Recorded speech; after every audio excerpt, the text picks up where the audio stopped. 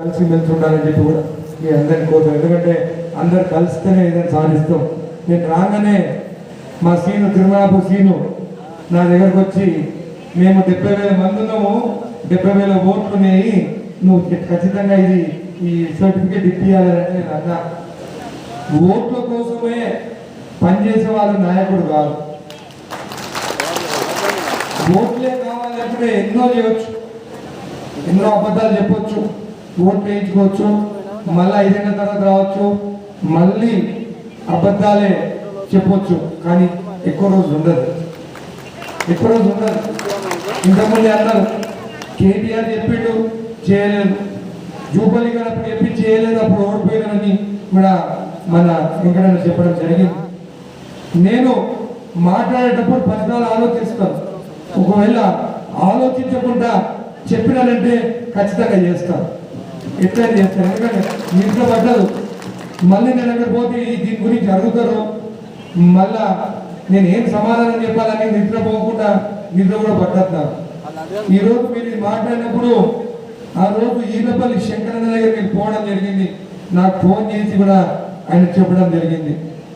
ఆ రోజు చెప్పినాను, అవునన్నా ఖచ్చితంగా మన ఇద్దరం పోయి సీఎం రేవంత్ రెడ్డి గారికి ఈ నివేదిక ఇద్దాము, వాళ్ళ గురించి కొట్లాడదామని చెప్పి కూడా ఆ రోజు ఫోన్లోనే చెప్పడం జరిగింది. ఆయన పక్కన సీను, మనకు సీన్ అన్న వీళ్ళందరూ ఉన్నారని చెప్పి నాకు తెలియదు, ఆయన ఫోన్ చేసిండు చెప్పేసిన. దాని తర్వాత మన శివకుమార్ అన్న గారు జాయినింగ్ రోజు ఆ రోజు సీఎం రేవంత్ రెడ్డి గారికి వెళ్ళడం జరిగింది.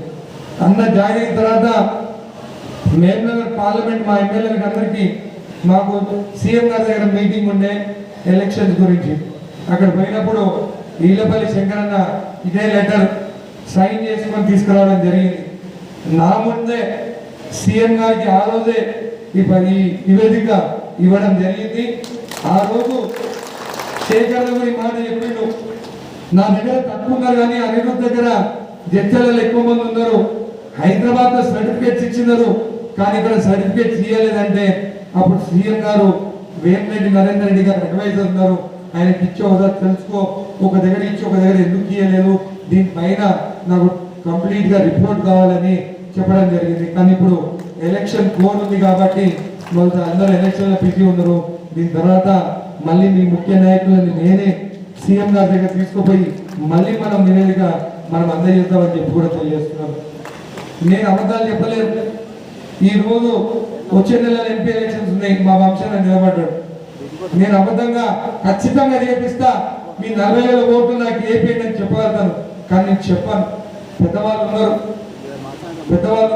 నా తమ్ముడు లాంటి వాళ్ళు, నా తమ్ముళ్ళు ఉన్నారు, మీ ముందు నేను ఈరోజు అబద్ధం చెప్పి రేపు ఎలక్షన్ అయిపోయిన తర్వాత పని జరగలేదంటే నేను ఏం ముఖం పెట్టుకొని మీ దగ్గర రావాలని చెప్పి నేను అంటున్నాను. కాబట్టి ఒక మాట ఎక్కిస్తున్నారు, నిజాయితీగా మీకోసం పోరాడుతారు, నిజాయితీగా మీతోని మీ పక్కన నిలబడి మీకోసము ఈ నివేదిక సీఎం గారికి ఇస్తాను. ఖచ్చితంగా వచ్చే అసెంబ్లీలో నేను దీని గురించి మాట్లాడతాను చెప్పి కూడా భావిస్తాను. వీళ్ళు అయినా కూడా మీరు తీసుకున్నారు, మా కోమటిరెడ్డి వెంకట శిష్యులం మేము, వీళ్ళు అయినా కూడా మా వెంకట శిష్యుడే, ఆయన మంచి మెజార్టీ 50,000 పైన మెజార్టీతో గెలిచింది. ఇప్పుడు ఆయన విప్పు వెంకటయ్య మినిస్ట్రీ వాళ్ళని అడిగిండు, మీ మాదాసికుల నుంచి ఎవరు లేరు, ఒక్కడే గెలిచి నాకు బాగా గుర్తుంది, కోమటిరెడ్డి వెంకయ్య గారు నేను మినిస్ట్రీ ఇవ్వాలి ఆయనే కానీ చెప్పి అడగడం జరిగింది. కానీ ఫస్ట్ టైం ఎమ్మెల్యే అయింది కాబట్టి అనుభవం ఉన్న వాళ్ళకే మినిస్ట్రీ ఇచ్చిండు కాబట్టి ఆయనకి విప్ ఇవ్వడం కూడా జరిగింది. మా ప్రభుత్వం కాంగ్రెస్ ప్రభుత్వం ఖచ్చితంగా మేము గుర్తిస్తామని చెప్పి కూడా మీకు తెలియజేస్తున్నాం. ఇంతకుముందే శివకుమార్ అని చెప్పిండు, కర్ణాటక సీఎం ఎవరు సీఎం సిద్ధరామయ్య ఎవరు, మరి ఏ పార్టీ తరఫున సీఎం అయ్యిండు, ఒక్కసారి మీరు ఆలోచించాలని చెప్పి కూడా నేను తెలియజేస్తున్నాను. కాబట్టి ఈరోజు మీకు అండగా నిలబడతాను, నేను పైన పోరాడదాము, మన ప్రభుత్వమే ఉంది కాబట్టి ధర్నాలు చేయాల్సిన అవసరం లేదు, నివేదిక తీసుకొని సీఎం గారిని మనం ఒప్పించుకుంటే మన పని జరుగుతుంది. దానికోసము మీ ముఖ్య నాయకులతో ఈ ఎలక్షన్ అయిపోయిన తర్వాత ఒక రోజు డేట్ తీసుకుంటాను, పోయి మనం కలిసి ఈ నివేదిక మన ముఖ్య నాయకులు 10 మంది మీరు నిర్ణయించండి, అందరం కలిసిపోయి మా ఎమ్మెల్యేలను కూడా తెలుసుకొని శ్రీయర్ అని తర్వాత ఈలపల్లి శంకర్ అని అందరం కలిసి మిమ్మల్ని తీసుకెళ్ళి మీ మాట ఇస్తున్నాను. సీఎం గారిని కలిసి మీరు ఈ సమస్యల గురించి సీఎం గారికి చెప్పేటట్టు పరిష్కారం కూడా జరిగేటట్టు మాట్లాడతాం. నివేదికలు అందరూ ఇచ్చి వస్తారు, కానీ పని జరగాలి, పని జరిగేటట్టు మాట్లాడదామని చెప్పి కూడా మీకు మాట్లాడుతున్నాను. ముందున్న ముఖ్యమంత్రి దగ్గర పోవాలంటే టైం ఇవ్వకపోయేది, కానీ మా సీఎం రేవంత్ రెడ్డి గారు రోజు 10 నెలలకి దాదాపు 1000 మంది అక్కడ వెళ్తే ప్రతి ఒక్కరిని కలుస్తున్నారు. అయితే మా జడ్జాల నుండి కూడా కొంతమంది పోయి కలిసి వస్తున్నారు. నేను అడిగినాను ఏమైంది అని అన్నారు. పోయిన ఫోటో దిగి వచ్చినాం అన్నారు.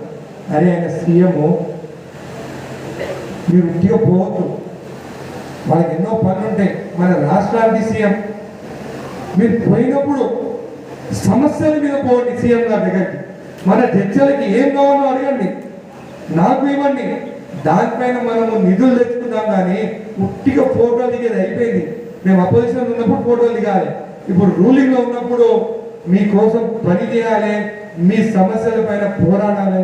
మీ సమస్యలకి ఏమైనా నిధులు కావాలంటే నిధులు తీసుకొచ్చే పని చేయాలి. కానీ ఉట్టిగా పోయి ఫోటోలు దిగి వస్తే నాకు కూడా నచ్చదు. కాబట్టి పని పైన పోదాము, పని ఖచ్చితంగా మనం సాధిస్తామని చెప్పి కూడా నమ్మకం ఉంది.